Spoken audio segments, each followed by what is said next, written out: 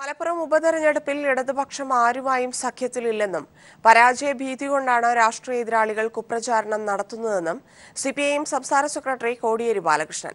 ഇടതു സർക്കാർ മുന്നോട്ടുവച്ച രാഷ്ട്രീയ നയങ്ങൾ തെരഞ്ഞെടുപ്പിൽ ചർച്ചയാകുമെന്നും അദ്ദേഹം കൊച്ചിയിൽ പറഞ്ഞു. അതിൽ നിന്ന് ശ്രദ്ധ തിരിച്ചുവിടാൻ വേണ്ടിയിട്ടാണ് ഇത്തരത്തിലുള്ള ആക്ഷേപങ്ങൾ ഉന്നയിക്കാൻ വേണ്ടി ഇവർ രംഗത്ത് വന്നിട്ടുള്ളത്. അത് വരും ദിവസങ്ങളിൽ ഇത്തരത്തിലുള്ള കള്ളപ്രചാര വേലകൾ അവർ സംഘടിപ്പിക്കും. ഇത് ശുദ്ധ അസംബന്ധമാണ് ഇത്തരത്തിലുള്ള പ്രചരണമെന്നാണ് വ്യക്തമാക്കാനുള്ളത്. ഞങ്ങളവിടെ ഒരു രാഷ്ട്രീയ സമരമാണ് നടക്കുന്നത്. ഇടതുപക്ഷ മുന്നണി മുന്നോട്ട് വെച്ചിട്ടുള്ള സ്ഥാനാർത്ഥി ശക്തനായ സ്ഥാനാർത്ഥിയാണ്. കഴിഞ്ഞ ലോക്സഭാ തെരഞ്ഞെടുപ്പിൽ 2 ലക്ഷത്തോളം വോട്ടിൻ്റെ ഭൂരിപക്ഷം UDF-നാണ്.